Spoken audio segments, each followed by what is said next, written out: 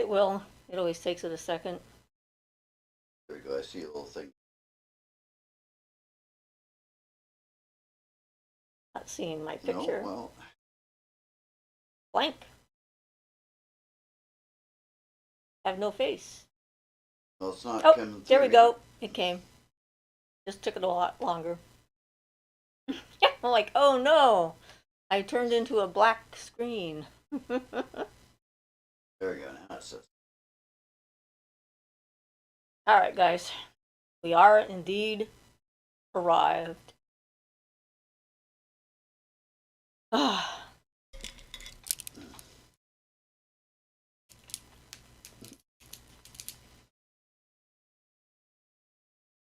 Spelled hello with. you mean 3? Ian says, hello, everyone.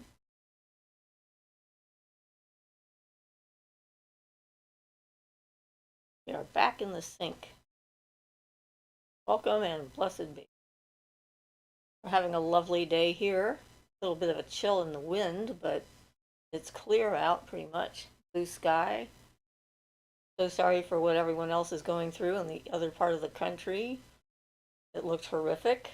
Very scary to see the pictures and the hurricane and how strong it was. So I hope everybody is safe and sound wherever they might be. I understand that North Carolina actually got hit pretty bad by mudslides because of all the rain.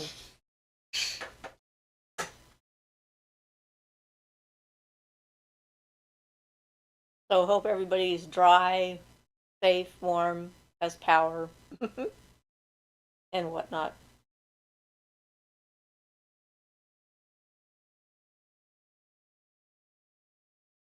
There's at least a couple people there. They came and then they left. I don't know. You know. There we are. Robert, hello everyone. So what about last week? What happened? Well, first we had a coven mate die, and that was kind of emotionally devastating. It was a shock. We hadn't seen her in quite some time. She had moved to Texas and had been there for a while, and they found her body probably about 2 to 3 days after she passed. And the news started to spread because my daughter was friends with her, and another coven mate, former mate, found out about it. So we were processing. I was processing that, and I was surprised at how intensely I felt it. And then my doctor put me on a new medication, and I started having a period. So Sunday morning last week, when I got up in the morning, I was bleeding profusely and thought I was hemorrhaging. So fortunately, it slowed down, so I didn't have to go to the emergency room. Otherwise, I might not be here today. I don't know. And it finally has stopped at this point. I have the medication out of my system and informed my doctor that I am not taking that ever again. So, yeah, that's what happened last week. Generally speaking, don't cancel unless something major has taken place. It's like Ian was feeling the stress of my emotional, I don't know what to call exact words. Um, and so, I was going to try anyway because, I'm crazy, trooper, but it was probably a good idea considering how I felt. And I probably would have ended up crying on air, which would have been so much fun for all of us. Robert says, I'm glad you're better. Thank you. I am too. I have energy again. I can walk around the house and not have to worry about what might happen. Violet says, hello, you two. Hi, Violet. So, life sometimes happens and gives you a big surprise. Robert says, hi, Violet. And, you have to figure out how you're going to respond to the challenges that we all face. And we're planning a pretty intense Samhain celebration this year because there's been a lot of loss in the family. My granddaughter lost her father. My daughter lost a good friend. My daughter-in-law lost her mother, and we lost our coven mate. So we're going to have a pretty serious Samhain celebration coming up. I've already talked to everybody about it and have an opportunity to sort of process our grief a little bit more completely and say whatever it is we feel we need to say. Grateful Al says, "Hi, I'm glad you're better too. Thank you." Robert says, "It's no coincidence that I watch on YouTube a lot of videos about views on life and how short it can be." Well, yeah, and you know, it was devastating because this was probably caused by alcohol. Um, she had a problem with addiction, and she was always trying to be up and pretend everything was fine. She was a salesperson. I think that she probably kept a lot of this to herself, and it's a sad thing that there's help out there for people who are struggling and the ravages of the body, and it can definitely kill you. The dangerous combination. Well, it's literally poison. Well, Alcohol is, and casual drinking, some people can do without too much trouble, but yeah, when it becomes an addiction, if you try to get off of it, getting off of it can kill you. If you have a problem with that or know someone who has a problem with that and they want to stop drinking, they need to go to the hospital and get the support that they need so that their body doesn't shut down. So, Robert says, "My greatest disappointment in all this, no signs of God, if it exists, and no spiritual contact that I had some years ago, and now nothing, like it's all away." Well, you could just be in one of those stages where you're doing different kinds of work. And I've had those fallow periods, where I haven't been actively practicing necessarily, um, and not actively seeking or feeling a connection. I mean, I always felt a connection just to the planet at least, but we have our own inner seasons just like everything else, and our own cycles just like everything else, because that's the way it is. So, sorry. Something will probably come and tap you and knock you on your ass one of these days, and then you'll go like, "Oh, that's what happens. Okay." It'll happen. Usually when we least expect it. Jen says, "Hello, everyone." Hi, Jen. Robert says, "I have had a weird body lately and use Maphanite crystal to stabilize my body, vitality, energy, etc. No side effects on long-term wearing." Well, that's good. I find that some stones don't like to be worn a lot. It just depends on what you're going through. Today I've got my moonstone and sunstone on, plus some emerald and black tourmaline that I felt was a good idea just because I wanted to feel grounded and energized. And yay. I can't reach the paper down there. Guess I'm not supposed to blow my nose though on air as I make a big noise. But I can wipe it, right? Don't need to have those things. Yeah, bodies are strange. They really are.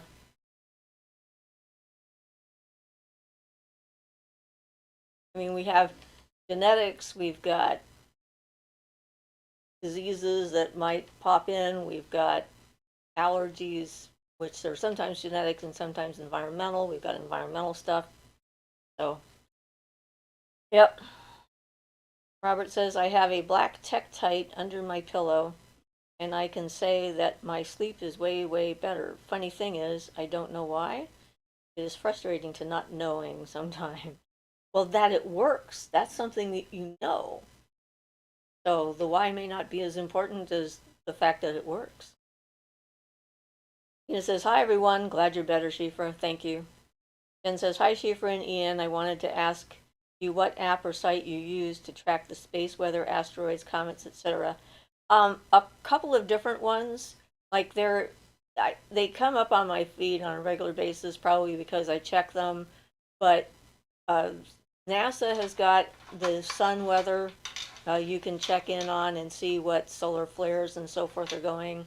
I think there's space.net that will tell you about eclipses and comets and so forth. In fact, we have that comet right now that's approaching the sun at its closest point, I think, tomorrow or the next day. And then it will be closest to us, I think on the 9th, between the 9th and the 12th of October. So we might all be able to get to see it. Right now, you can only see it just before the sun rises. So you have to get up pretty early, depending on where you live, to be able to see that. I think it's visible in the night sky in the southern hemisphere. And then after the 9th, it'll be in the night sky just after the sun sets. But you might need binoculars for that. But, I've always liked astronomy, and I just sort of check in with a lot of different science sites and so forth when I'm looking at that. So Robert says sometimes they feel that our own DNA has a temper. And that is true, Schieffer. We must not always want to be scientific. Yep. Teresa says, hi, working on pottery today. Sorry I'm signing on. Late, excuse me, signing on. Hi, Teresa. Robert says, pottery? I always wanted to try that. It always looked like a fun thing to do, doesn't it? I've only painted some pottery things when we made our own chalice. Of course, you have to have, if you're going to do pottery, of course, you got to have A a place wheel, you can do it. And then a kiln, And unless you're going to somewhere else. Yeah. And, it just looks like a lot of fun. So, Ben says, I'm so glad you're feeling better. I'm so sorry for your loss. Yeah. And it's just one of those things. It's her opportunities to progress and get well have abruptly stopped. And she's going to have to wait. I've been checking on her to make sure she made it to the other side. Because the way she died and was found is sort of a scenario that I've run across before for earthbound spirits. And I don't want her to be stuck. I checked in a while back and it seems like she's okay, but I'm going to do it again now that I'm feeling better and see if there's anything else that needs to be done for her before. At least I don't think it was on purpose, so she's not going to be stuck for that reason. Like waiting until her time here is supposed to be over, I'm assuming. Teresa says you can hand build without a wheel, but it's definitely great to have a kiln. Yeah. They have them. There's a place here in town that has like the greenware. Still do. I think so. And that's what I did. I did for our platen, our sacred plate, our offering plate. I designed the pattern on it and, bought the plate and then got the pattern in there and painted it the colors I wanted it, and then they used their kiln to run it. And I did the same with our cup, our group cup, a chalice for the water element. And on that, I actually put the Celtic seahorse on one side and other Celtic designs on the other. I don't have handy. We can grab it as boxes. Yeah, it's put away right now. We haven't got our stuff put back out because we haven't got around to. Yeah, we need to get started on that now that things are calming down in the yard, and we get the yard stuff out of here next week. Apparently. Well, nice. That's what I've been told, and I'm counting on that. But yeah. So Esther says, "I'm sorry." Yeah, me too. Robert says, "I hope she's in a good place. I used to do soul guidance so that the spirit knows where to go. I did it once only, and it was a very good experience." Yeah, I have done that fairly often with my paranormal investigations and that kind of thing. I end up helping them. And then after 9/11, I did that as well for about a week or so, I think. It was very intense, that one. Grateful Owl says, I suck at pottery. I have tried. It's not like that movie, The Ghost. That was such a fun movie, though, wasn't it? Robert says, well, Halloween Soul, you might want to do creations for that event, pottery. Well, I'm gonna do probably a dumb supper and talking to the dead. So I don't think I need to add anything more. It's going to be a pretty intense and emotionally draining ritual experience, I suspect. But yeah. Ben says, thank you so much. You're welcome. For whatever it was I said, that was good. I don't always know. But yeah, so And fall is definitely upon us here. We can really feel it in the air. It fell. Fall fell. It went just all of a sudden. Robert says, talking to the dead. Schieffer, you could perhaps explain in a short version how you do that. I need to contact my parents, I think. That's a typo. Well, on Samhain, that would be one of the most traditional times that you can call forth the dead from the other side and have a conversation with them. Um, you can just do it by saying their name out loud, have a candle there. You can talk to them directly. You can write a letter to them, read it out loud or not, if depending on how you feel. You can burn it in the fire in order to send it away from you and to them. Um, yeah, so Samhain is a traditional time when souls are easier to connect with, especially ones that have completed crossing over to the other side. And yeah, I don't know how to explain it any more than that. You just, get yourself into a meditative space, and you can have pictures of them. You can build a little altar with their pictures and so forth, and talk to the pictures and talk to them and whatnot, and know that they're going to hear what you have to say. Yeah. Some people might want to use divination tools like crystal balls or something like that, but I find it's easier to just do it direct. Ben says, bless you, you are so kind. It's amazing that you have the knowledge and tools to help your friend cross over if she needs help. You have such a beautiful heart. Well, thank you, I appreciate that. Aga says, where do you go after you cross over? Everyone goes somewhere different. Everyone has their own unique place that they end up going. At least that's the evidence that I've collected from seeing where they're going. Um, if you've never seen the movie What Dreams May Come, I recommend watching that. It's a Robin Williams film, and it sort of expresses pretty well what I think is the reality of the other side. It depends on your belief systems, your unconscious, your subconscious, how well you've been able to clear things out, where you expect to go, where you feel you deserve to go.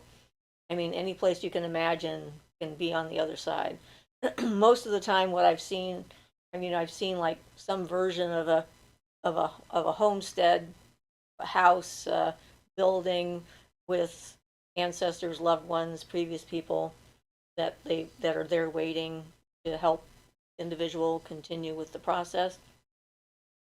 I've never actually seen anyone going to hell, although I'm sure that that's a possibility. I've not crossed over a spirit that has put themselves in hell, at least not within my view. But from personal experience and memory, I know that that can happen because I did that to myself once. Um, so that's one of the reasons why it's important to do the work now while you're alive, so that when you do cross over to the other side, there's less of that to get in your way, I think. And some people will choose to come back on purpose. Some will come back because they're drawn back because they haven't processed enough stuff and they have something that's unfinished that pulls them back to this plane. So there's a lot of different reasons for that.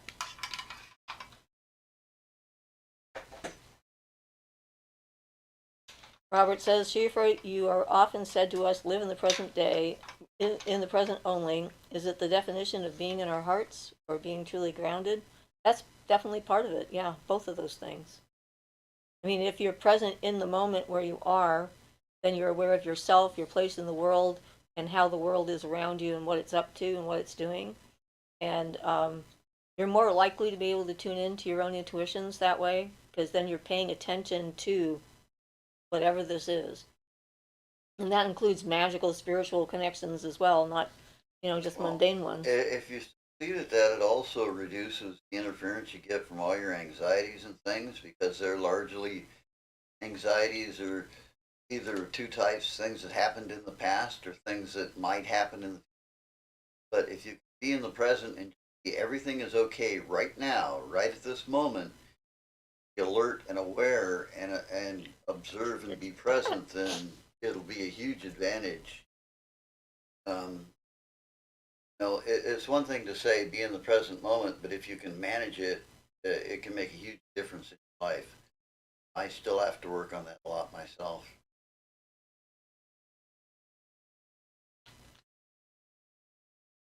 So Asher says, can you visit people if they are in different places? Yes, you can. You can visit them wherever they are. They may or may not be aware of you. It depends. Teresa says, I'm going to do the Kalig meditation on Samhain. I'm going to build that fire. Awesome. Jen says, Siofra and Ian, can you share some strategies for navigating a time of great spiritual change and how to keep the ego in check to avoid spiritual delusion? Well, that is such a challenge for all of us. If you have someone who knows you fairly well and you can do reality checks with them, that can help. Um, Something that'll give you an oversight so you're not so tied into being stuck with the current situation, what's happening around you. Like, be the background and let the movement happen around you and try to get an oversight, yeah, overview is important. overview on what's happening. Yeah. If you can do that, get enough of an oversight, your ego doesn't have a lot of hold over you.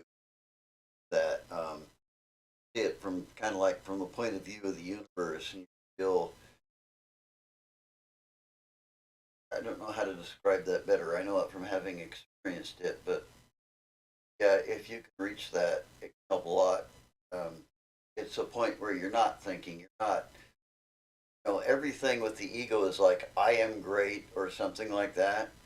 And instead, if you were just thinking, I am, not attaching anything to that, then your ego doesn't really grab a hold of you, Yeah, if that not makes being sense. attached to what's going Yeah, on, exactly. and not feeling like remembering that things change all the time. That's one of the things you can count on. Nothing actually ever stays the same. It's always in transition from one state to another. So that can help you get more of an overview and less attachment to what's happening because of that attitude, knowing that things are going to shift. A lot of times, those kinds of intense transformations have a lot of fear associated with them because you don't know exactly what you're transforming into. And so, being able to trust the process and know in your heart that you can't become anything other than who you actually are can help when it comes to spiritual aspects. So,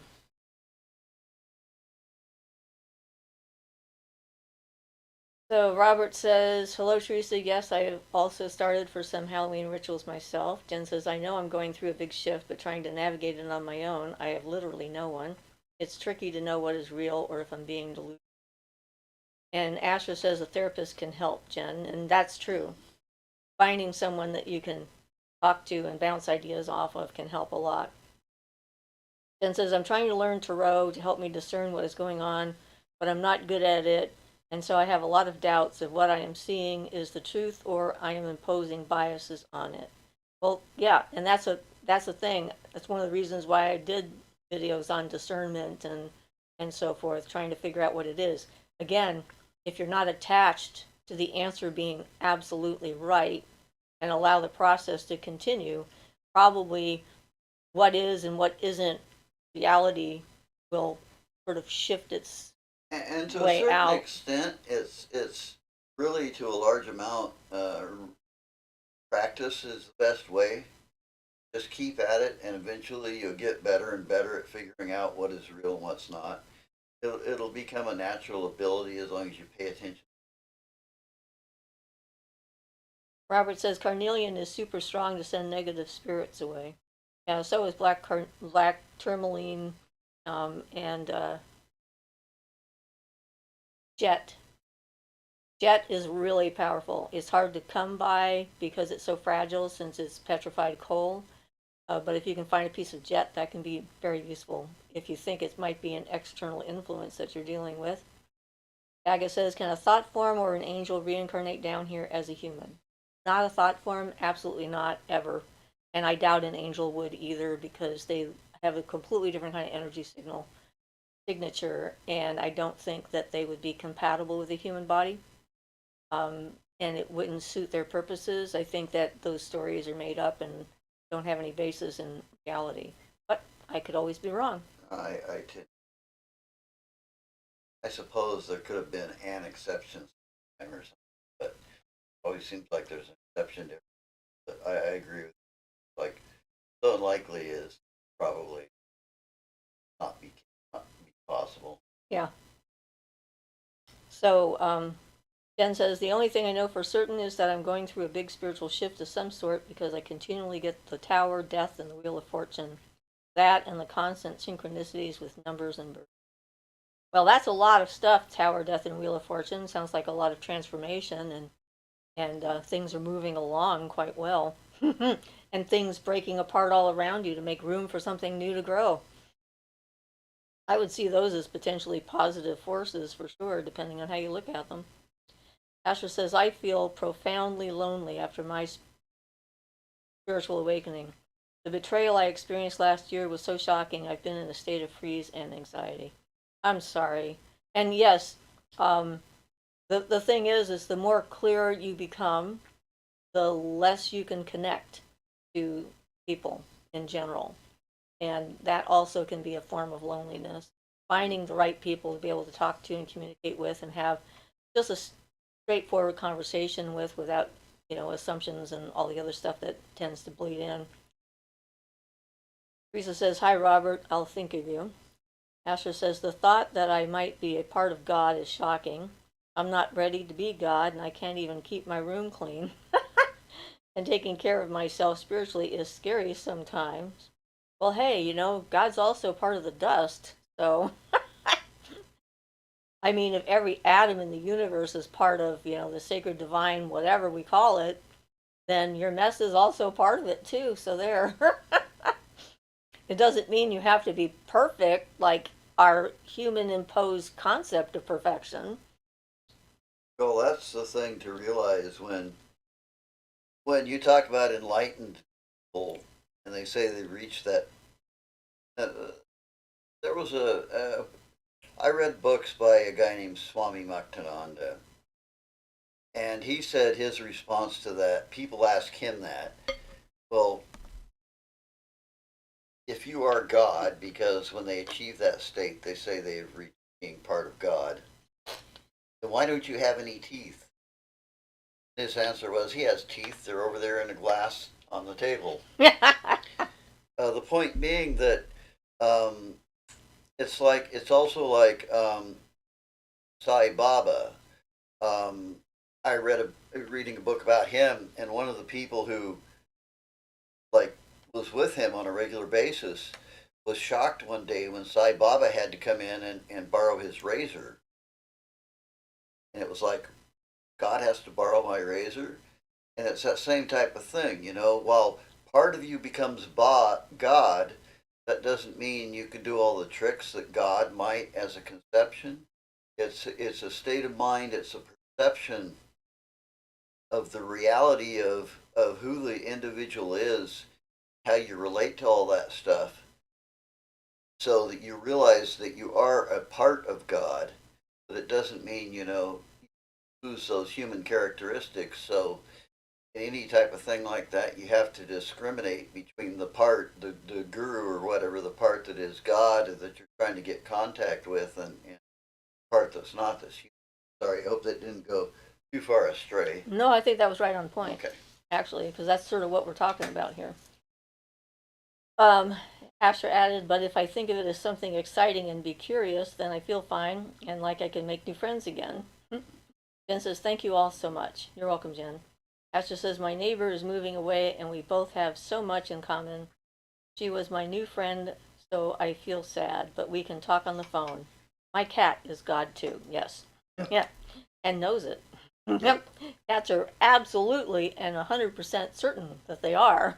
Yeah. They have no doubts running through their heads like we do. So take a message from your cat and any other animal that's out there, actually. When it comes to it, the rest of all life on Earth knows that it's part of existence and doesn't worry, has no doubts, isn't there like torturing their brain. We're different, not necessarily in a better way. Then says Astra, Luna, hugs. I know how you feel. Yeah. Our rabbit, our bunny, Quinn, has actually started jumping up on Ian's lap and sat there for minutes and got petted. This is a huge breakthrough that he's decided. He's been like, up until now, he'll jump up for a few seconds and then jump down, and then he jumped up for like maybe 5 or 6 seconds and jumped down, and and he started staying a little bit longer, and then yesterday he just like sat there and got the scratches and the rubs and was a very happy bunny. They really have bonded with one another, there's no doubt about it.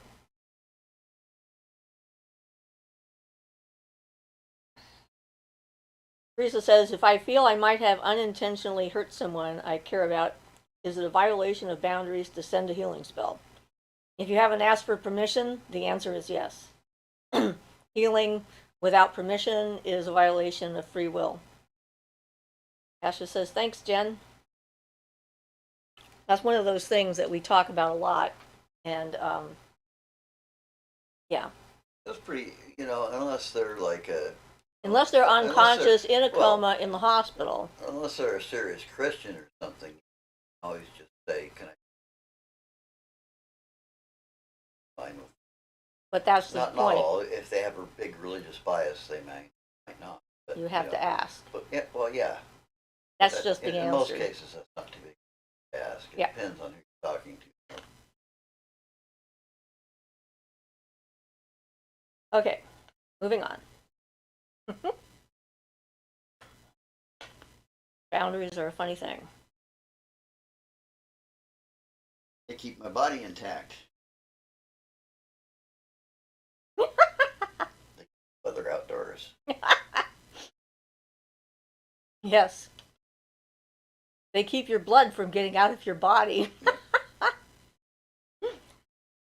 Jen says, speaking of thought forms, last stream you talked about when someone continually sends energy to something, it can be created, in reference to the Game of Thrones lady being used as a goddess, and the work that would be required to create her as a goddess form versus using an already established goddess. Yes, we did speak about that. I'm assuming that there's a question to follow.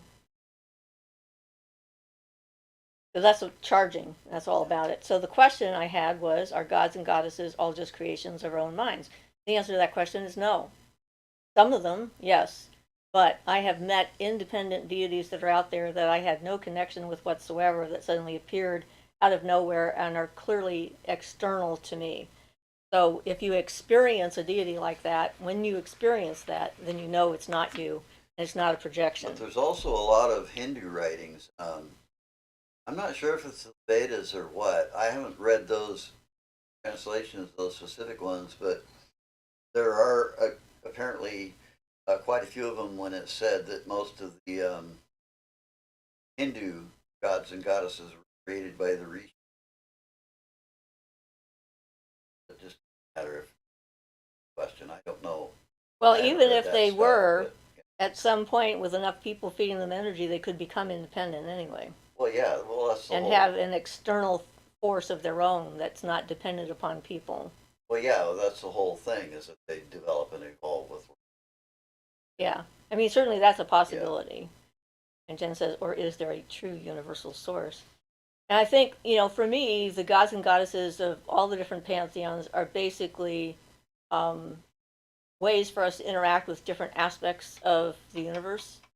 They have different personalities, different energy, different source. Right, and so it, as humans being down in this form and so forth, our ability to interact with like the true universal mind of the entire thing itself, like all of life, all of existence, all billions and trillions and quadrillions of stars and etc. that are out there, is difficult, if not impossible, for our minds to be able to hold within us.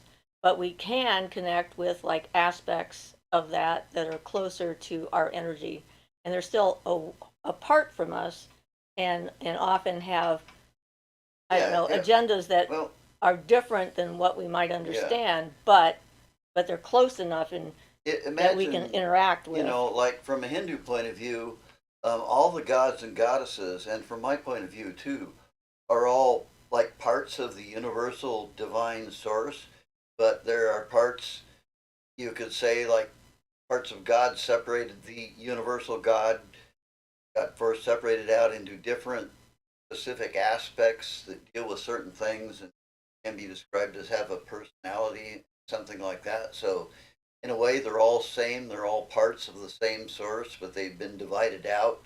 You know, just like the elements are divided out and other things are divided down in their creation. So you can kind of look at them as all aspects of the one source, and that's kind of how I perceive it. Which the advantage of that, it means you're open to working with any of the pantheons. I mean, there are some specifics like within some aspects, such as maybe Voodoo or Santeria, there are some deities that might supposedly argue with each other or not get along. Usually, what that means is they're just different expressions of the same force in different manners. You have to have the positive and negative to have anything at all. So I'm sorry, I don't want to go too far field on that either. Well, and she said, yeah, that was my question. Do they exist because people feed them energy? But I have met, prior to humans ever coming here, entities that existed before there were humans. So I think there's a likelihood that there were god and goddess forms before humans ever came on the scene. And then maybe we adapted to them and started changing them and that kind of thing.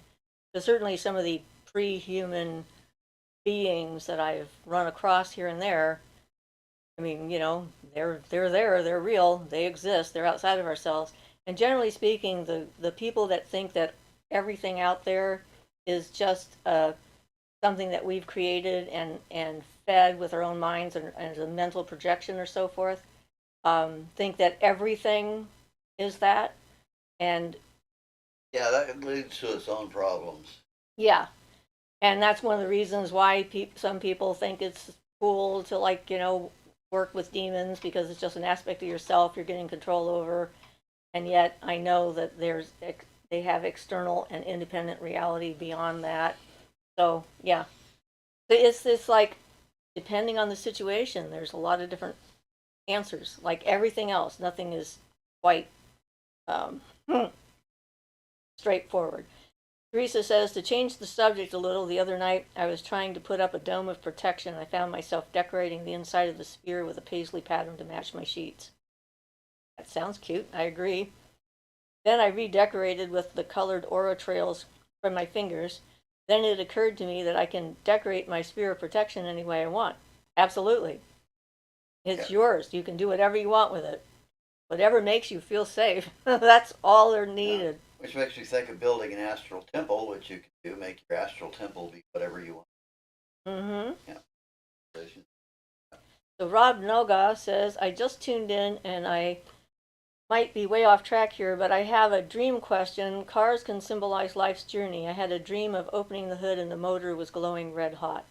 Well, yeah, that depends on your personal dream imagery. It's fairly common for people to actually have a car as either a life journey or relationship sometimes, but it's going to depend upon what it specifically means to you. I get a lot of car journeys, and a lot, with me, it's usually the road and the weather that's giving me warnings and so forth. But so if your motor was going red hot, does that mean you're doing something where you're overextending your energy and so you're burning out, perhaps? I mean, you're going to have to work with the dream Yeah. yourself to figure out what it means, because it could mean that or something else Yeah. completely different. And everybody's differs a little. There's no one, answer that fits because that symbology is all individual, and there are some generalities you can say, but most of it has to be figured out individually. So, a technique that you can use to help with understanding your own dreams would be to, I'm assuming, if you wrote the dream down, that helps, because then you can get more details when you write it down. If not, though, you can write down what you can remember and then retell the dream from the different points of view. So if you were an overseer in the dream, you already know what you saw. So pick something in the dream, like the car or the engine, and try to tell the dream from their perspective, and use present tense I statements, kind of thing. And that can actually allow your subconscious to put stuff out there into your brain pan and your mouth to give you a clue as to what it's warning you about or what it's talking about. And also take it as a literal thing and check your engine and make sure that it's running properly. Because you always check the actual literal interpretation of the dream first and eliminate that before you move on to other things. It's a funny thing. And that's the other thing with dreams, it can be that and other stuff too. So it's sort of fascinating. Beth says, hello everyone, my phone is dying. I'll have a new one this week, so I'm watching you on TV. Sending everyone much love. Thank you, Beth. Robert says, anyone here as natural way to good teeth brushing and tartar prevention in the teeth? Thanks for sharing. Yeah, I have no idea. Robert says, I missed you, Beth. Esther says, I made some flowers in the astral around my place. Cool, I like that. I catch the fairies coloring on my walls in the astral sometimes. Fairy graffiti. That's cool too. And Astra says, hey Beth. Heart. Gaga says, so I guess you're saying it's like fire and water. They don't hate each other. The attributes just don't mix. Yeah, that's exactly what I was getting at with that. Risa says, thanks, Astra. Ben says, like avatars? No, even? Ian? Oh, I'm not sure what an avatar in that sense is. I mean, I know the way it's used for normal use, video games and things, but I've heard mention of avatars and things magically, but that's not a term that we use very often. It's not a term I used, so I'm not really familiar with what it actually means. So I can't answer that. Maybe so. Sorry. It's okay. So Astra says, are we alone on the other side and everything just our creation, or do we have friends on the other side? I need friends. I don't want to be alone just making up stuff. Also, as I type this, I have a spirit tapping on my window, so I'm not alone right now. Well, you definitely can have guides and things on the other side. So I would say the answer is yes, provisionally, but there's a lot that I don't get about what's going on there. Barden talks about it a little bit, but you definitely can have teachers and instructors and beings to deal with, and then between incarnation things. So yeah, I don't know exactly how it all works, but apparently you can have friends or the equivalent of friends. Robert says, Siofra, do you use sigil written on a piece of paper to help protect your place of sleeping or your entire home? No, I have many other things I use instead. I have a knife wrapped in copper around the posts of the frame of my bed, with the thing stuck in the floor in order to protect my dreams and that kind of thing from intrusion. In that case, it grounds out anything coming to attack you while you sleep or anything like that. Sends it right to the ground.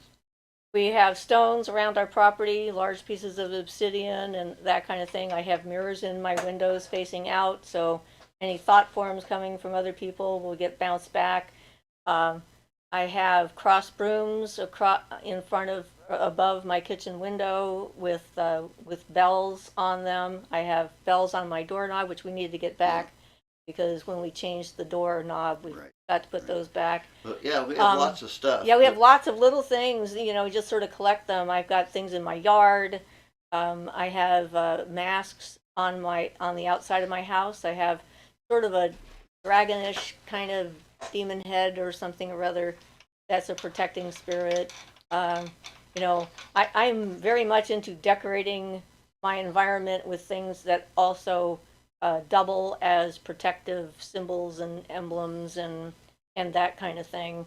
I often cast a circle around my property or a sphere around my property before going to sleep at night, and I extend it to the edge. I've got protective God form in the form of Garuda, the large bird god, and he is like taken over protecting us on that plane.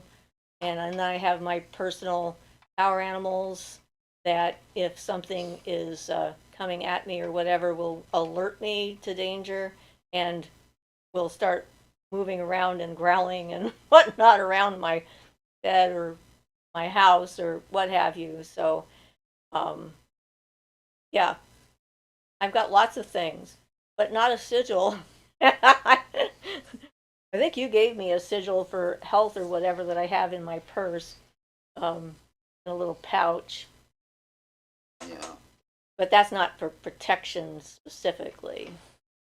So yeah, I'm not against using a sigil, Yeah, but no. I like Yeah. I had lots of little things that I can connect with on a symbolic level, an energetic level. Um, that having them there helps me to know that I'm in charge and in control of my space. If I'm making something like that, I found I've gotten tired of the ones on paper being destroyed and stuff. So I usually use a metal corresponding to whatever planet or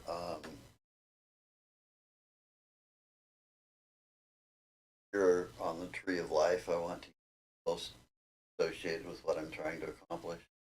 And I also have all my wands in my bedroom. One for every planet. I have all of them. And so, yes, they're there with me.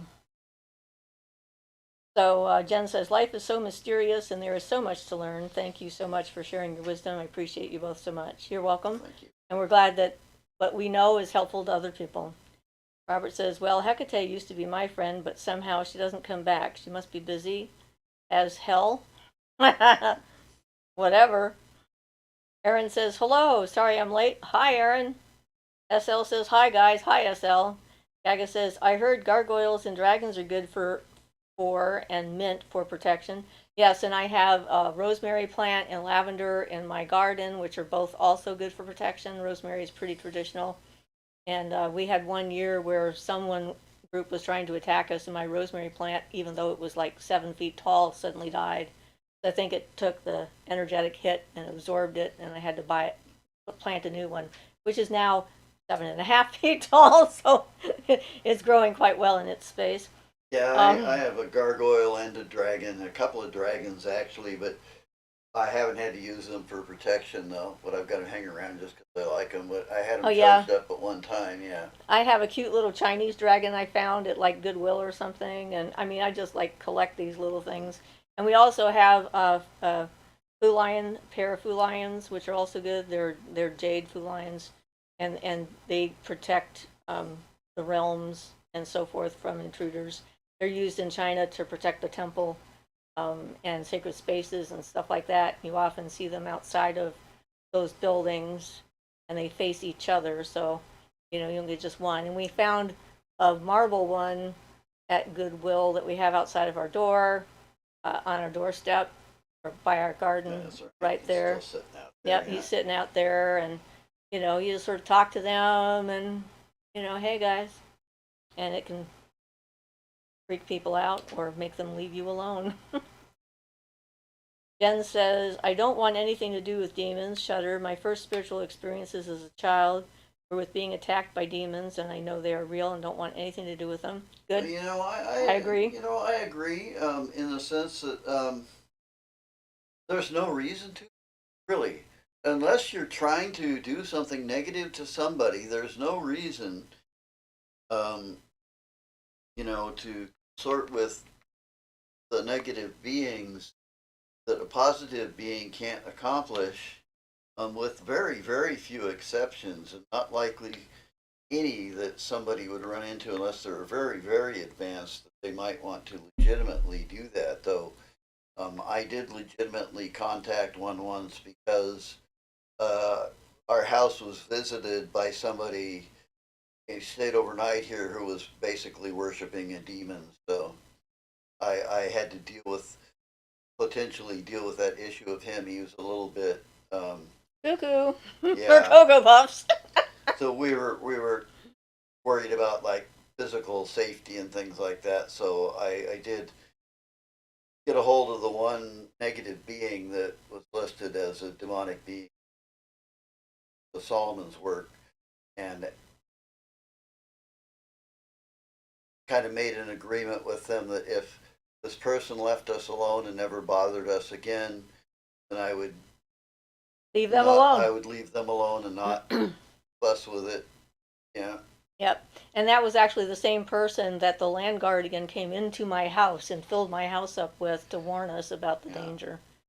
which I didn't get at the time as clearly as I So should have. yes, and I found out when I did that that the description in the books, the descriptions in the Solomon's book of this particular demon was had enough hints that made me think it was originally based on the real thing, but it was did not fit the description in the book very well. So I'm sure those things have gotten largely mistranslated and stuff too. Like so many things, yeah. Yeah. So SL says, glad to see you. Hope you're feeling better, Shifa. Way better. Not bleeding anymore, which is like a bonus. Ha! Asher says that fairy is still tapping. Fluid Mystic says, hi everyone. Hi, Fluid. Asher says, it taps on my neighbor's windows too. Jen says, love the dream information and how to analyze them. Good stuff. Yeah, that's from The Dream Game by Ann Faraday. So if you can get a copy, it's an older book. It's one of the earlier books, but its information is still valid and useful and everything. So I recommend it. Robert says, I met a young lady of 15 and she claims she sees ghosts and feels presences. She said that she never reveals her true name in case of curses. Oh, yeah. There's a bunch of people that think if you reveal your true name, then people have power over you. And I think that is sort of a throwback to the origins of the universe, in that the first real language that brought things into being, the names of those things sort of embodied Yeah. everything about them, the Well, knowledge of what they are and how they fit in the universe. And if you knew that true name, then you would know everything about right. it and then have power That's over the it. problem. A person's given name is not what you would call their true name. That's a No. whole nother thing. So, you know, that would really take a big exploration, and I don't even know if it's possible at this point. But Kabbalistically, it could be that you could find something equivalent to your true name, and that would be pretty much that. I mean, I would. The sound of that almost makes me think it might have origins in Kabbalah, but Well, that's um, sort of like that experience I had at as a any naming rate, tree. it's not. It has nothing to do with the regular name or your given name. So unless you got that true name through some other means, it's probably not your true name, and you don't need to worry about it much. But it sounds cool and Yeah, spooky. they don't have you would never use. But anyway, I don't want to go off on the Kabbalah. That's not a question we're having right Okay, now. So so sorry. Astra says, we have a fan club of creatures. Some of them like to jump, scare me, and make faces. Well, yeah, it's fun, right? One of those things. Robert says, dragon guides are awesome. And then Schieffer, what's your opinion on dream catchers? Well, I made some. And I looked up the traditional way of doing it from I think it's the Ojibwe tribe that started the whole concept of the dream catcher. And then when I made my own, I used my own brand of knowledge with it for the beads that I put in it. And so I have a spiraling bead going through all 5 of the elements along the web inside the Dreamcatcher, and specifically laid out in that direction in order to lead the dream through the web and out and dissipate it into the ether so that it doesn't bother. So I made that for my granddaughter, for myself, for my daughter, and for Ian. Yeah, so I guess the answer to that is if they're properly constructed and charged, then they can be effective.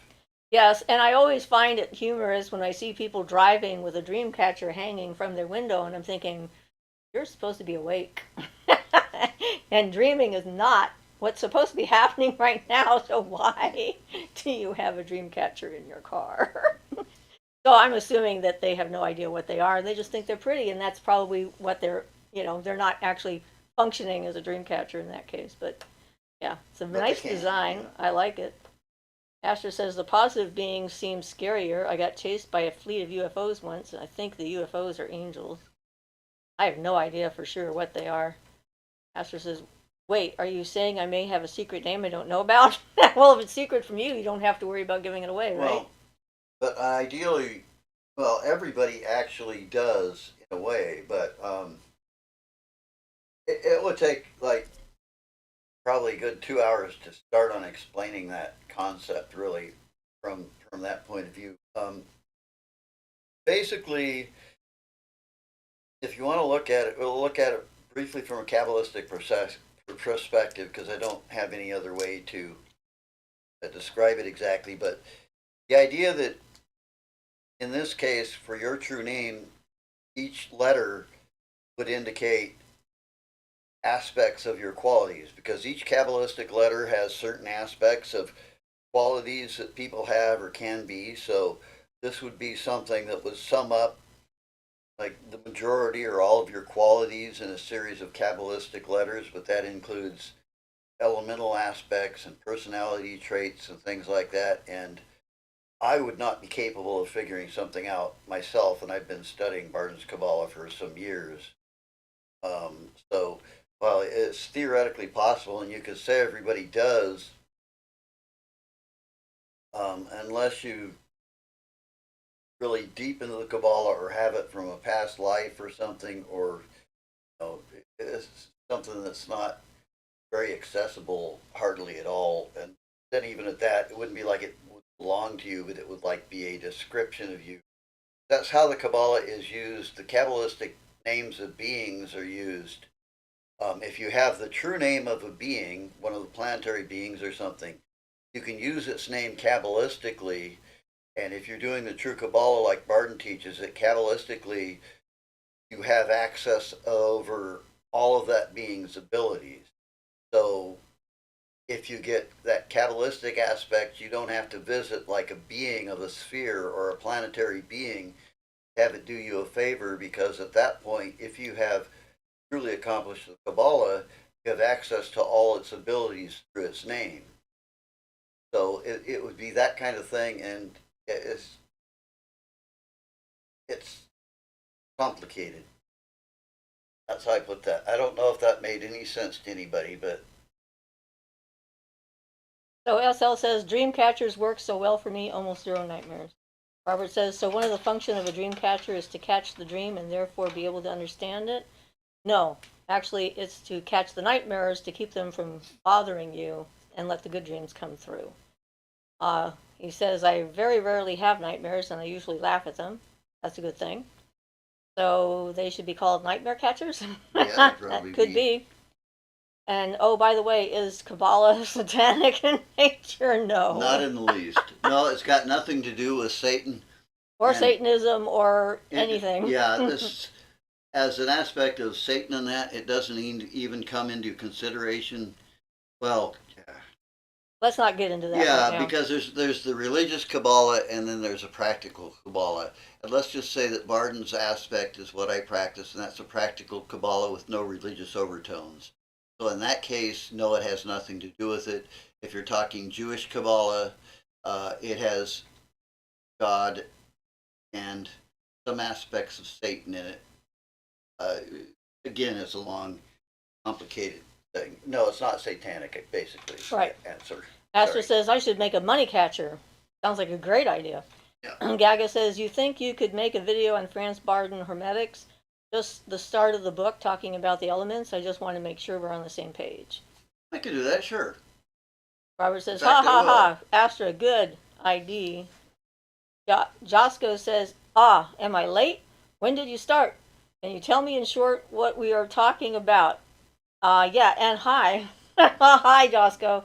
And yes, we started about an hour ago, so we start at 2 o'clock our time, so you can look at the clock and see what time that is for you, because we do that every Sunday unless something dramatic takes place and we can't be here.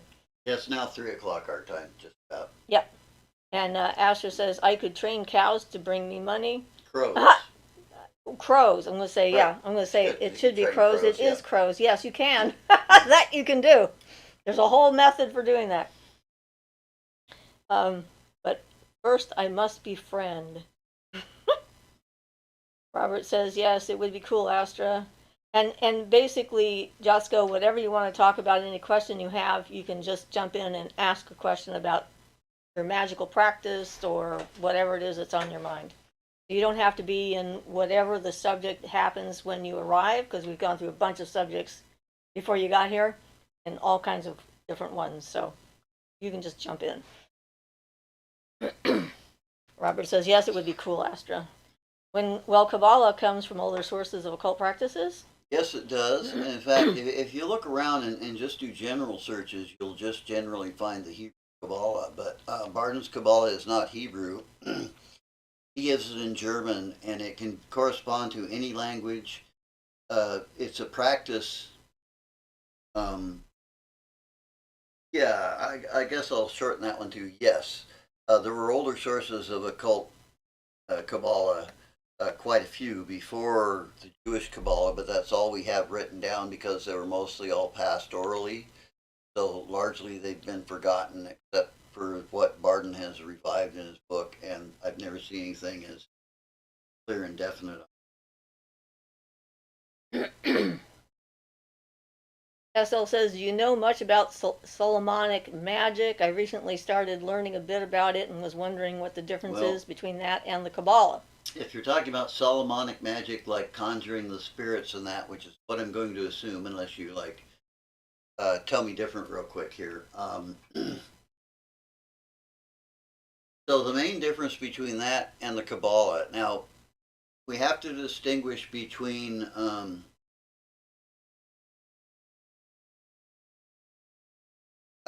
okay, I'm going to describe it this way. Solomonic magic, as I perceive it, is mostly dealing with spirits and things. The Kabbalah, in that sense, is appropriating and making all those abilities your own, so you don't need to deal with spirits in any sense. And the main aspect is you're learning to um, you're working with Kabbalistic letters and Kabbalistic words, and you have to pronounce them in a special way which goes beyond the audio. You have to pronounce them with a visualization, a color, a specific tone, a specific elemental attribute, a feeling, and then over all of that, which you have to pronounce and push that out all simultaneously, you have to overlay with that with what you're trying to accomplish. So um, basically, you're using the letters directly and appropriating the abilities of the beings so you don't need to use them. But Solomonic magic is easier overall to accomplish, but the Kabbalah is where the real skill is. And if you want to become like the ultimate, in my opinion, is the ultimate magical source. Just like it's been said, that everything was created from the Kabbalah. So it can be a big deal. I guess that's about it. Barton's has no aspect of religion in it, and in the Jewish ones, you'll find the aspects of religion, and you'll often find it mixed a lot with the Solomonic things of spirits because their names and things. It's become a mishmash nowadays. Like mostly all reality. Yes, It would seem. but they should be two separate things if you're talking. So Jen says, your dream Properly. catcher sounds amazing. Would you ever make a video about it, like a craft video?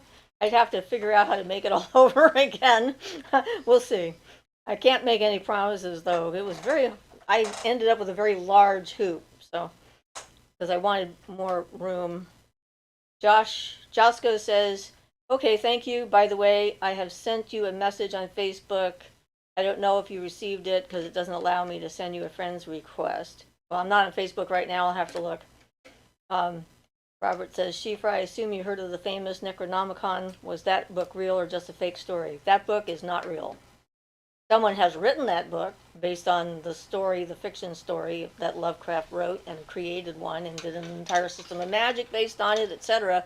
But it has no basis in history or reality or anything else except as sort of like Harry Potter's wands, that is about as much actual oomph as that.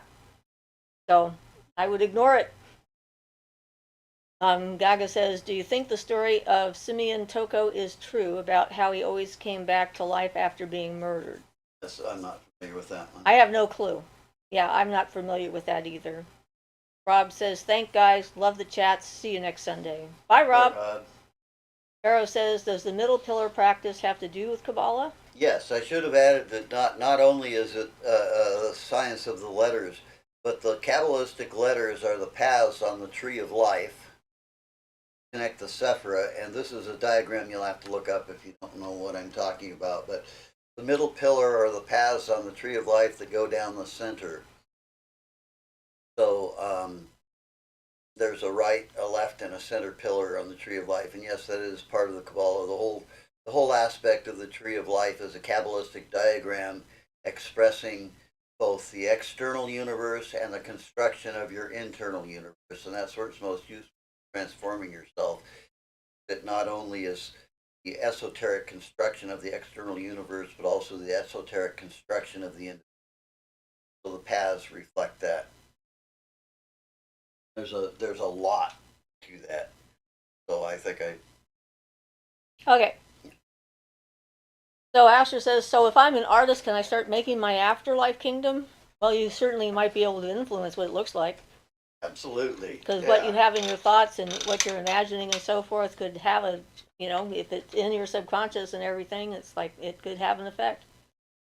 Fluid Mystic says, I would say poetically that Solomonic magic is about doing magic and Kabbalah is about being magic. You know what? I'd agree with that actually. Yeah, looking at it from Barton's terms, yeah. So But you could also use it externally once you get that. right. Robert says, Siofra, what is the most protective symbol you use to protect your space and where do you use it? I use the pentagram and I use it anywhere I want. I don't have to have it sitting anywhere, but I do have a bunch of pentagrams hanging in my house. I consider the pentagram is like a symbol that is naturally protective because it's a number 5 associated with Mars. It contains the entire universe, all the elements, all 5 elements. It is a natural symbol of authority. The better you can draw it and use it, the more protected you are because the spirits that are out there are going to see what you are up and what you're about and treat you accordingly. And if I had to say anything else, I would say me being in the house is the most protective thing in the house because it's just the nature of who I am. And they tend not to mess with me because they know what I can do. So there.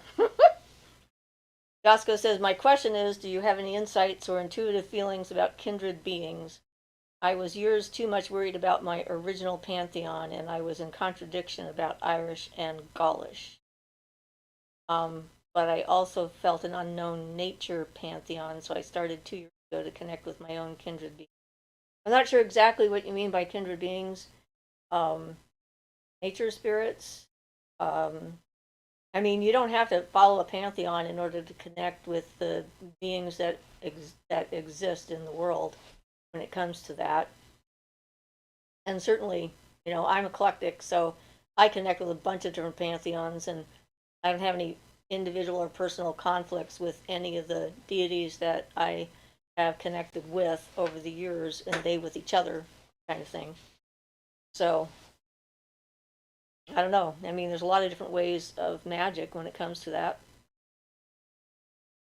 I guess I'm looking for more information. Astor says designing it. I'm going to have a castle and some unicorns. You bet. I like it. Costco says, yeah, the nature pantheon. Pharaoh says, thank you, by the way. You're welcome. You're welcome. Fluid says, I heard about humans that are like instruments of magic and divine. They do not need necessarily do all rituals, structures, etc. to make a change. Their presence and wisdom is changing everything around them. There are a few people who achieve that kind of a state. Mostly find actual writings about them in a lot of the stuff. There were a few fairly recent who had that ability. There was one who could stop trains and things at will, and various other minor miracles without thinking about it or giving a second thought. Killed people like that.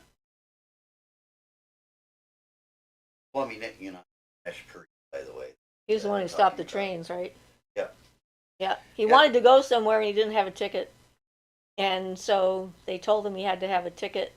And he said, but it's like he sat on the train and the train wouldn't move until they let him ride the train. And then he had like a whole garland of tickets that magicked out of the air. And he says, here are my tickets. You can take as many as you want. So after that, they declared that he could ride anywhere on any train in the entire country forever for free.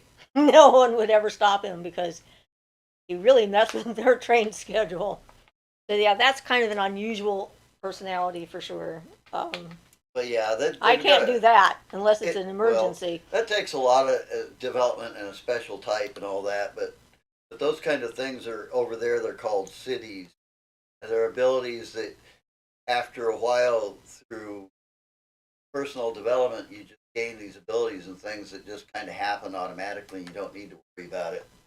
They're rare, but there are some people that have shown that case. Yeah.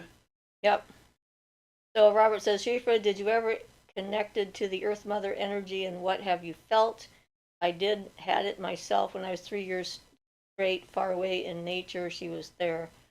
I have had so many connections with the Earth Mother. They're too numerous to recount. Um, and with the individual beings that inhabit her space, the trees in particular, that have communicated with me and reached out to enfold and embrace me and help me understand that it didn't matter what people thought or felt about me because the earth herself knew who I was and knew my heart. So, I mean, each one is different. Each experience of that is different. Ian had his own experience last year when we were at the power spot where he connected with the Earth Mother very strongly. Yeah, it was just a neat experience, unexpected at the time when it happened. Yeah. And, when I lived up north, there was at a point in my staying up there, I could actually hear the sunrise as it was happening. And I don't know how to explain that. It's not a sound, it's not something you hear with your ears, but I would I would feel it maybe, sense it. There would be some kind of a change shift in the energy field that would become apparent that would be kind of like singing in my head, and I would know that the sun was rising. And I lived in a virgin forest, so I was deep in a forest that had not been cut down for a while, and the ancient roots and everything, and the energy that went through there was very strong and very powerful, and I made a very strong connection to the goddess in and the god in that location. That was where my first wand came from, underneath the cedar tree when I would sit there and meditate for every day for, I don't know, half an hour at a time, depending on how I was feeling. Um, so I think it's different for everyone, and the main thing I got out of all of them was the acceptance, the complete and total and utter acceptance of who you are, where you're at with all of your flaws, and no judgment about it. So that's all I can think of to say. Astor says, what about the infinity symbol? I started drawing that in the air at the UFOs instinctively before I knew what it means. Then I saw the tarot card with the guy with it above his head. Yeah, guy is that in the tarot that's got the infinity symbol. Is that the The magician? magician That's the usually, yeah. magician. Well, you have any input on what the infinity symbol means? Well, in that particular instance, it's just his connection with the divine or the The akasha. universe, Yeah, all things kind of yeah. thing? You The know, infinite. infinity symbol is a good symbol for God. So if you want to interpret it that way. SL says, oh, wow, okay, thank you, Ian. That is really interesting. And the difference between the Jewish Kabbalah and the Franz Bardens is the aspect of Judaism versus no religion. I'm going to Not the say only thing. you are correct, but that is not the difference. The difference is that in the Jewish Kabbalah, they have forgotten how to pronounce the words to make them have a physical effect. In Barton's Kabbalah, he teaches you exactly how to pronounce the letters and the words so that you can first have an effect on the mental plane, and then on the astral plane, and then finally down on the physical plane. Um, it takes lots and lots and lots of repetition. But that's the biggest difference is in Judaism and in that Kabbalah they've lost the proper pronunciation that makes words function and do what they used to do because it's been lost over time because it was all passed ear to mouth. Now, from learning Barton's Kabbalah, you can reason backwards and figure out how the Jewish Kabbalah works. But the fact is, the pronunciation is not just how you pronounce the word; it's much more complicated, and whole personality, all aspects of you have to function and pronounce it simultaneously, not just with your voice, with your imagination, with your mind, your intellect, your willpower, and all these things. So, the main difference is that Barden teaches you how to be effective with the Kabbalistic pronunciation of the words, and you can use that for your own development and things, and actually do things out in the universe and wield that power directly. Whereas Jewish Kabbalah, if it hasn't been completely forgotten, it certainly isn't accessible. Barden was of the opinion it's been completely forgotten and lost over time. But he explains that there were lots and lots of Kabbalistic systems, hundreds and hundreds of different Kabbalistic systems that have been lost. So that's the main difference. Is he uh, has knowledge of how that's done properly. Books. So Asha says, so I think it means something that I was drawing that in the air spontaneously. Good mystic thought something was funny. Astra says, I want to make flowers grow around me without seeds. I think I'm delusional enough to make it happen. Good luck. Because the seed is the akasha, so. Yeah, I don't know if even a Kabbalist could do that, but you can make a flower grow like really fast. Right, with the seed. Speed up, speed up its growth. Yeah. Okay. So Josh says, by kindred beings, I mean, I feel and would like to connect more directly with my own original soul family. I feel their presence and an other world of their own, like an astral plane where they belong. It's hard to describe. Well, explore that. I don't see any reason not to. So, if it's your own individual group, then good luck finding them, I guess. I don't know. Or connecting with them, but whatever you end up connecting with, as long as it's a positive, nurturing force that is assisting you, then that's a good thing. Jen says, wow, I love your sunrise story. That's so beautiful. I have heard that it's common for people near death to pass at that time right around sunrise. Oh, yeah, it is. They say that if a person makes it to the sunrise, after sunrise, they're likely to stay alive during the day. Like, an interesting thing. Robert says, I have some crystals that I need to sell. What do you recommend for selling them? Marketplace on Facebook? Besides this one, are there other good ways? I don't know. I mean, marketplace on Facebook. Be prepared for scammers, I guess, because they're everywhere. But we have a lot more experience with buying crystals than selling them. Yeah. Jen says there is a special kind of energy about that time that you can feel. I have felt it too, but I've never heard it. What a beautiful experience you had. It was pretty awesome. Estelle says, okay, thank you so much. Robert says, Jan, I also had time experiences. I was able to stop time for a few minutes. I've had that actually happen to me a couple times. Jen says, my HOA made me cut down a tree I had planted from a tiny seedling because it was so close to the house. I felt so bad about it because it's my fault that in my ignorance I planted it too close. Aw. Well, I hope I've seen lots of damaged floors and things from trees. I hope you were able to take a piece of wood from it. Caro says, do the eclipses have an actual effect other than looking cool? No more than any other time of the month, in my opinion. I mean, people have a visceral physical effect from like a total solar eclipse, which is easily felt if you're in the totality, and it's something that is sort of, I don't know, it's primal body memory or something like that. I don't know exactly how to describe it, and it only lasts for that time period, for when the moon is directly in front of the sun. Sort of like this internal thing that goes like, something weird is happening and your body just freaks the heck out. But when it comes to, like, a lot of people are worried about doing magic during a lunar eclipse, I think that's bunk. I don't see any reason why a lunar eclipse, which is just the moon traveling through the Earth's shadow, is going to make your magic go awry and make everything go backwards and nothing's going to work right. I think if you believe that, then yes, that will probably happen. But the beliefs that we program ourselves to have, that we think is going to take place when we do certain actions, we sort of self prophesize and feed. feed those, especially when it comes to, less tangible exercises or whatever we're doing.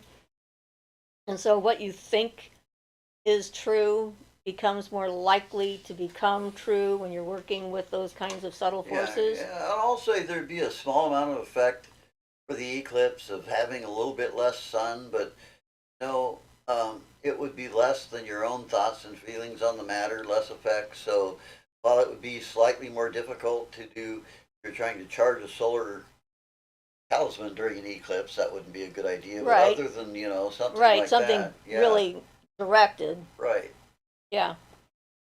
So Asher says, is that normal to feel the Kundalini energy in your brain and it makes you feel too happy? I don't want to get too happy and go nuts, but I'm more used to it being anxious and sad. It's normal. It's normal for me. It's sort of described as kind of like a tingling thing Yeah. in your head. If And I you think what the brain is doing is actually releasing endorphins when that happens, because I think that's actually what's going on. well, they're considered the people who have accomplished that in India are called blissful beings because they're constantly permeated with bliss.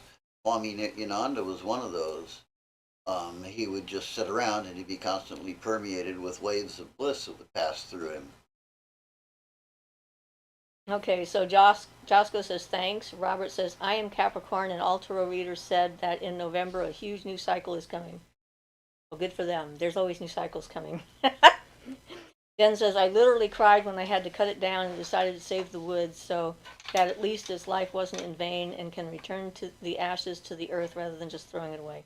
I would recommend making a wand, a staff, um, magical little, Yeah, I think that like, sounds nice. wooden Yeah. circles, plaques, whatever. Use some of the wood for your practice because that clearly has an important connection. You have an important connection with the life of that tree. It meant something to you. And I'm glad that you saved some of the wood. And that's what I would do with it. You can do whatever you want, obviously. But if you had an opportunity to make something out of it, something you can put on your altar at least, as a representation of the energy and the spirit of the tree. The way you're talking about it, I'm sure that the spirit of the tree stayed in the wood when you took it, because that's how that happens. Is that kind of intense emotional connection to a tree the first time? That's what happened with me with the cedar. Astor says, should I be concerned about getting too happy? I'll start laughing at nothing sometimes and then see the fairies laughing. Well, unless you're going to be like floating off into traffic and putting your body at risk, I wouldn't worry too much about it. Costco says, did you ever have another experience with the white-haired male she? Did he visit you again? It's not a secret, of course. If it's not a secret, of course.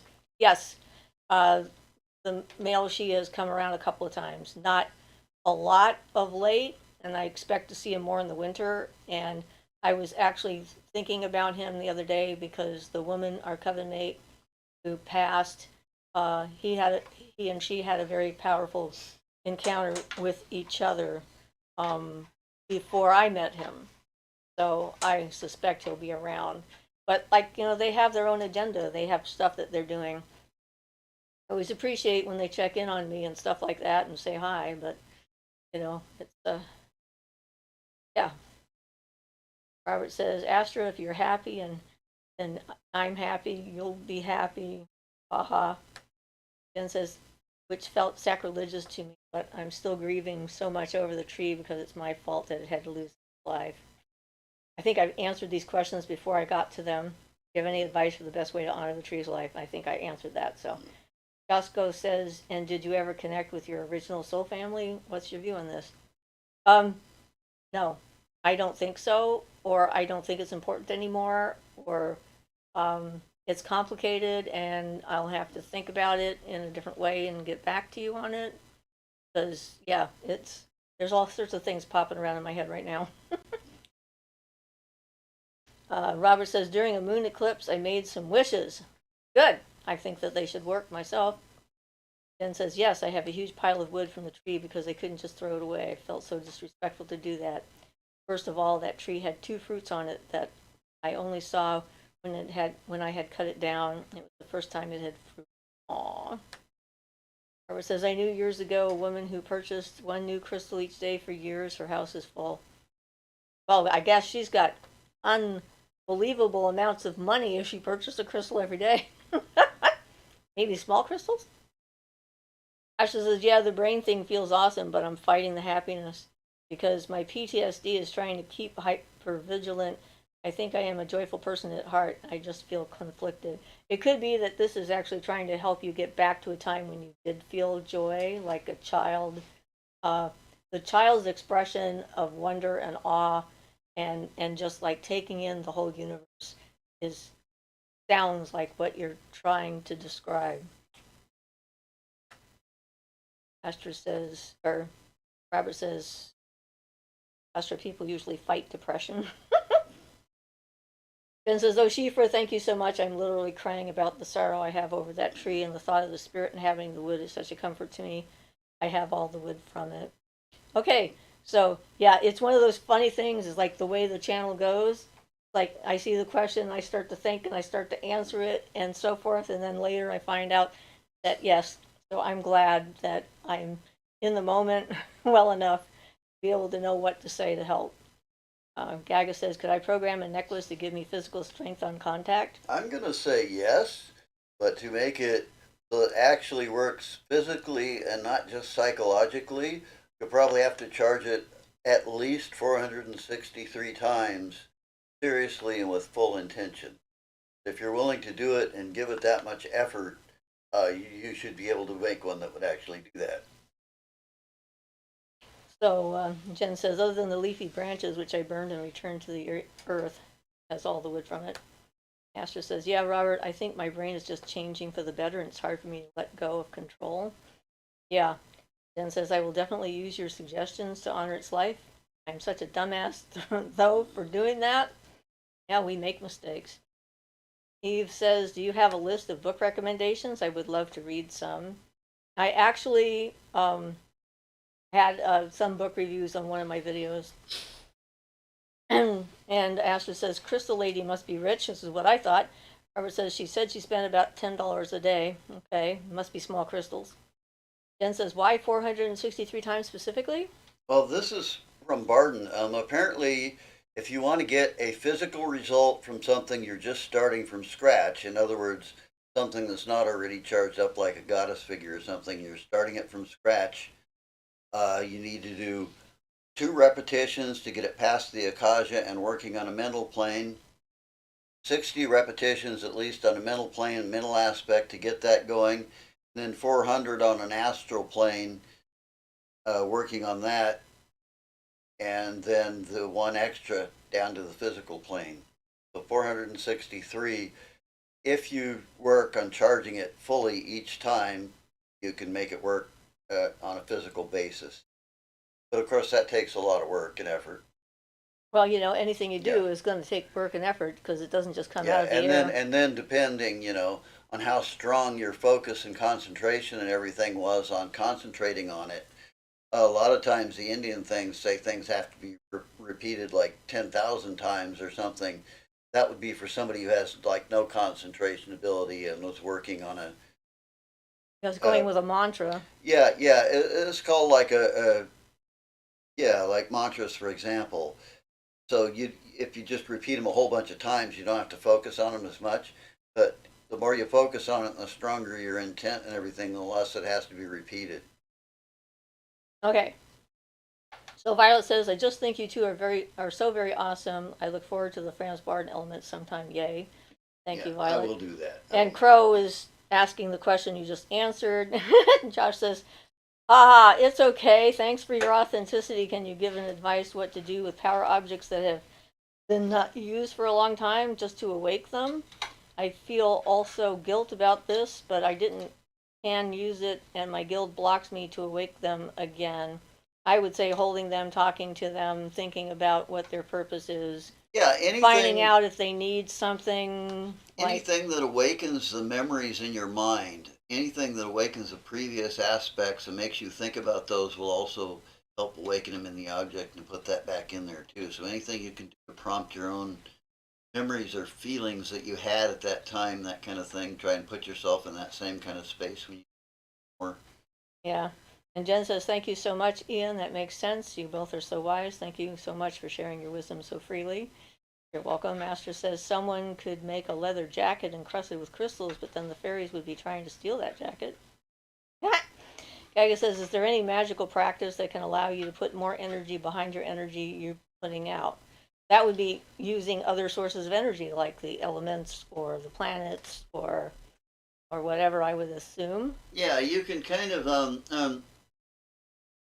there are two different things I can think of. One is storing your own power up in something, like for example, a magical wand, or like the Tibetan Dorje, which is a storage of energy, and then you can release it from a Dorje with power of your will whenever you want. So you can build it up like a battery or a storage device, which is one method of doing that. And the other method of doing it is to tap into things like religious fervor and religious icons and things that have been charged up by other people for like years and years and years, and that have gained, whether or not, a bust of Jesus, uh, those things can be pretty powerful to people who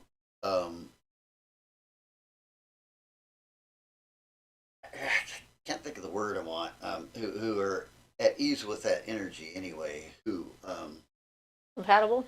compatible. So yeah, you can use things that have been charged up for years, and then it also makes them easier for you to use. Um, you just have to put a little bit of effort in to make you accomplish it. Like a religious coin that's used for certain purposes, or ones that supposedly cause luck, like a Saint Christopher medal. Those types of things, they can all be used much easier because they've been used for that purpose in the past. So Okay, so we're going to have to wind down since yeah, we're going over our usual time sorry. here. So, um, Josco says, but some awake themselves and they teach me many things and teach me not to have guilt for things I've been through. Like some of them awake me again. It's reciprocal. It's good. I'm glad to hear that. Rose says, what if you made an object for physical strength but connected your energy to a different entity, like a day or something, which still need like, yeah, you still need the repetitions, I believe. Um, so we have to get going.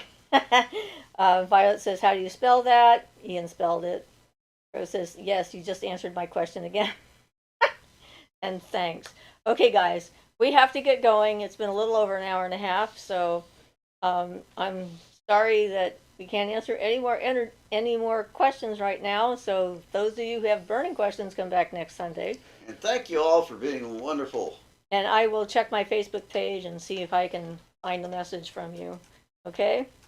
All right, guys. Blessed be and have yourself a lovely week.